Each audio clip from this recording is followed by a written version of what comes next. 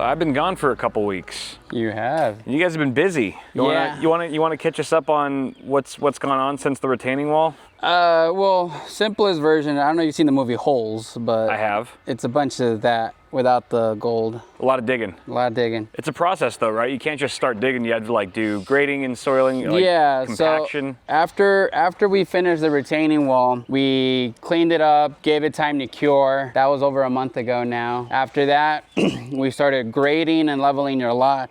I don't know if you can tell, but it kind of went up a little bit according to the elevation plan. Right. So this is almost to the height of your house. But if you come on over here to these markers right here, this is going to be the finished height of your house. Of the slab, the footings, and the flooring. All of it, that's the finished height. Oh, wow. So that's our marker line that we're going off of. So I got it pinned over there, across the lot. We had to use our field laser that gives us the elevation according to the plans. After that, we marked out and trenched using the excavator, the mini excavator, where all your footings are gonna go. And that was last week. We finished all the excavation. This week, what we're working on is I'm backfilling and compacting where all your footings are per the soils engineer's detail. So that way I can have the soil compaction report done similar to how we did with the retaining wall. After we compact the soil, I'm gonna make concrete forms. Okay. Those are gonna have your rebar. There's all the wood I need for it.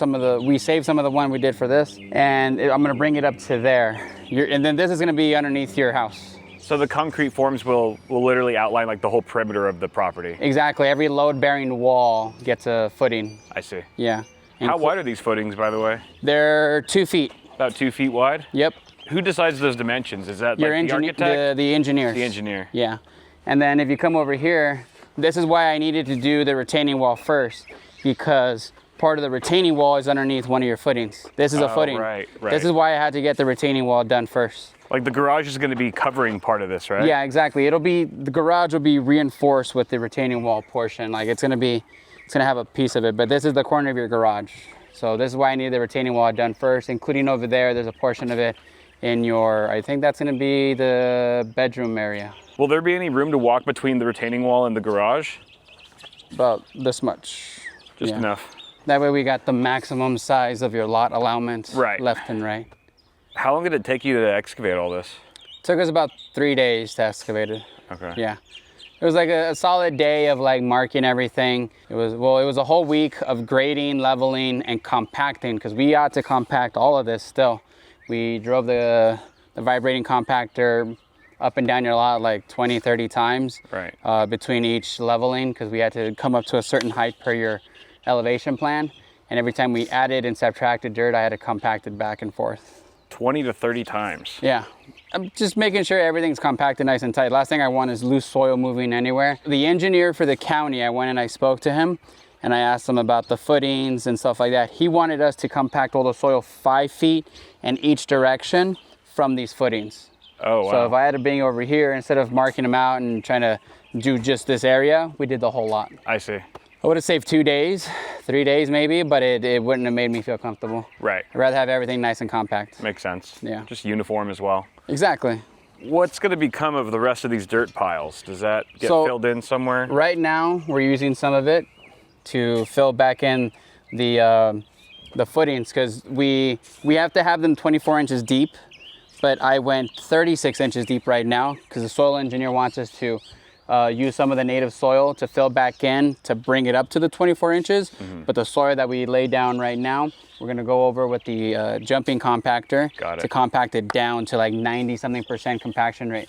That way when we do the concrete forms, do the rebar, and then lay the cement inside, the weight of the cement doesn't compact the soil underneath it. Right. Because last thing you want is your footings to start to self-compact and lose their current height. We don't want them to drop off, sink, or even crack from uneven weight distribution. Are you guys making the concrete forms the same way that you did for the retaining wall? No, these are simpler. We don't need those wedges or any of that stuff. Because you're not holding as much weight. Exactly, between the forms. Is it still made out of wood, or are they using the like the plastic type? No, we're using wood. Okay. The forms are kind of come up to here, depending on the elevation of how high that needs to be per the area.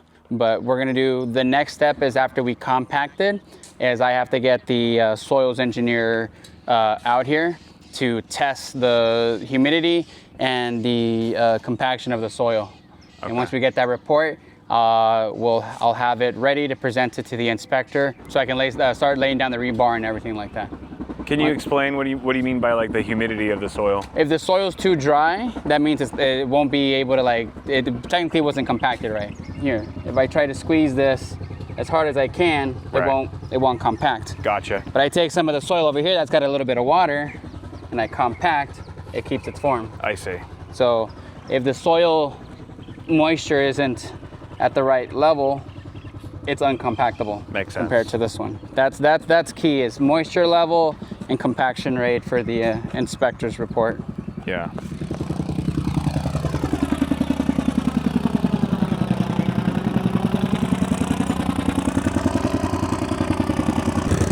So this is effectively doing the same job that RC version was doing, except just for a smaller area, like the trench. No, está bien. Síguele. Yeah, exactly. This is fits in the trench. Right. It's also, in my opinion, I feel better about this compactor because it does it faster than the other one. Because this one's actual up and down motion versus the other one uses vibration. I see. They both do the job effectively. It's just I wouldn't do the entire lot with this thing. Take a while. It would. A lot of gas. What's the RC version called? It's a vibrating compactor. Does that use gas as well? It uses diesel. Diesel. Yeah. Because it's high torque. Usually when things are high torque, it uses diesel. I see. This will be us for the next couple of days.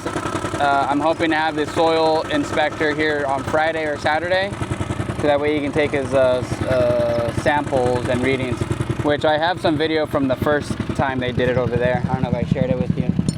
More glass. A lot of sharp objects in your yard. A lot of glass.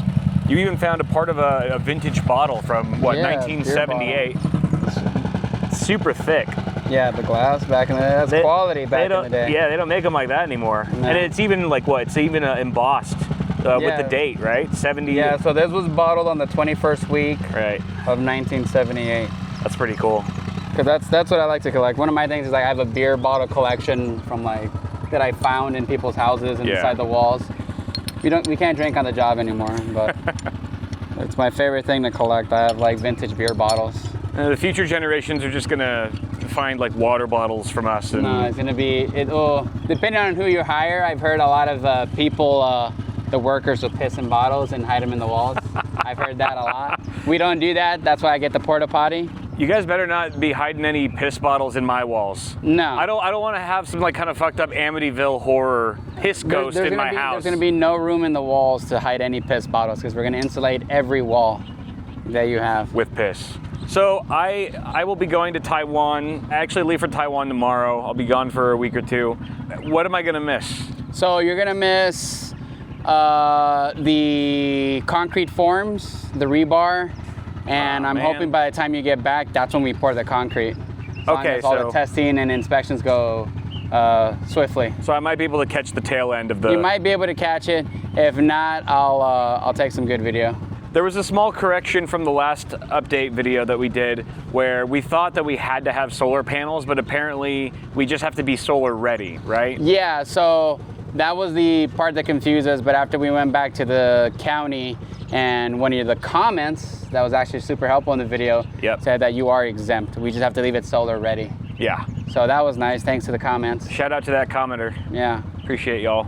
That being said, the damage is already done. I already did a ton of research on solar and now I'm convinced that I should get it. So I probably will at some point, but now I know that I can wait a little bit. Yeah, we're not pressed to get it done into the very end. So that's great. Right. But we'll leave it ready for solar. It gives us time to figure out your preferred system. And we did have to resubmit our plans to county for approval, right? Because there were some changes that we made, some slight modifications. We put in some changes, primarily the window sizes and dimensions, and you're adding some windows, which we need that for framing. But then we took advantage of resubmission that we are potentially adding 2 more load-bearing walls to cut down the cost of ordering wood. because on the original plans, it had 2x12s spanning 32 feet. Jeez. Across essentially the bedrooms all the way to the front door, and from the front door to the living room.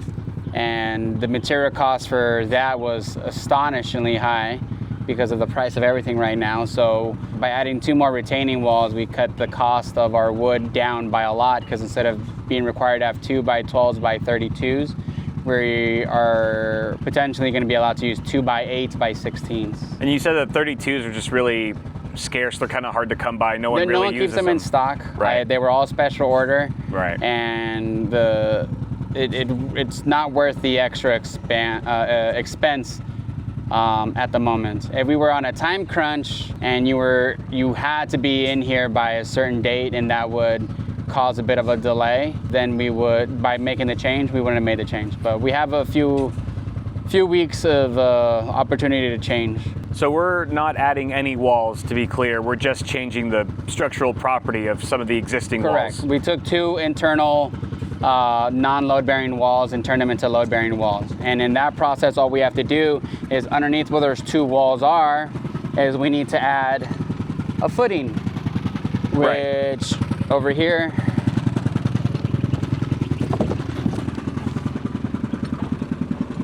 it would be 1 wall here, going from there to here, and then from here to there.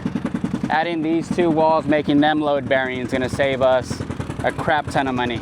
And whereabouts in the house are we standing right now? So that's the front entrance. This will be the hallway. Got it. That connects the bedrooms. Yep. There's your old sewer line. You want to touch it? Where? Wait, what? That piece of pipe right there. Oh, that's a sewer line? Yeah. I don't want to touch it. I know where that thing's been. I know all too well where that thing's been. Yeah. You guys have been through a lot of shit together. That's right. I don't want to be a party pooper, but I'm not getting near that thing. Oh, shit. And then he's going to turn it around right now, and you'll see how that soil is flat. Oh, yeah. All wow. that loose soil. Whoa. And then as we go, we add a little bit of water where needed, where it's looking a little dry. Keep the moisture up? Yeah. That way it compacts nice and tight. Right. Because the loose soil really you don't want to get it drenched, you just need a little kiss of water. I see. I should probably ask him, but he's busy right now, but how does using that thing for an extended period of time feel afterwards? It sucks. Is he wearing gloves? Nah, I don't need gloves for this. You want to try it? Nope.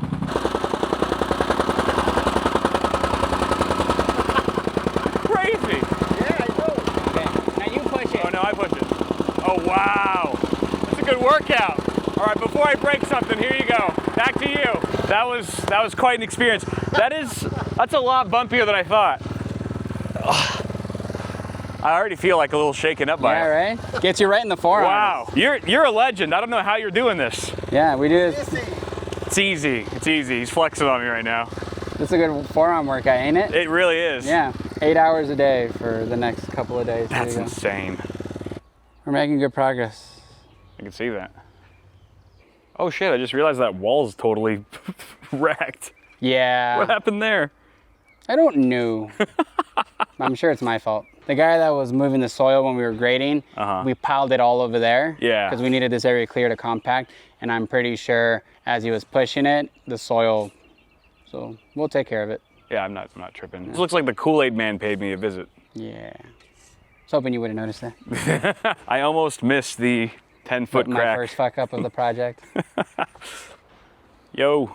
Good morning, good morning. How's it going? It's looking good. It's crazy how it looks all nice and square from the top. Yeah, when I flew the drone, actually we marked good lines. It's crazy how parallel and plumb everything looks. It's because I'm telling you, like, it took us like 2 days to mark everything out. To get everything squared off. All from that level that you put on the dirt. Yeah, I showed him the picture of the level. Oh, you put a picture of the level? I'm like, looks good to me. It's looking good. It's looking real good. Holy smokes. Alvaro and his guys are killing it. Cannot wait to see how it looks when I'm back from Taiwan, which should be around early June. So that means I probably won't have another update for you guys until then, maybe mid-June. But I will be doing a ton of Computex coverage while I'm in Taiwan. So please stay tuned for that. Stop in. We're going to be doing IRL streams, live streams. It's going to be so much fun. We'll be streaming almost every day of Computex week. So stay tuned. It'll be right here on the channel. Thank you guys very much for watching this video. Have a good one. I will see you all in Taiwan.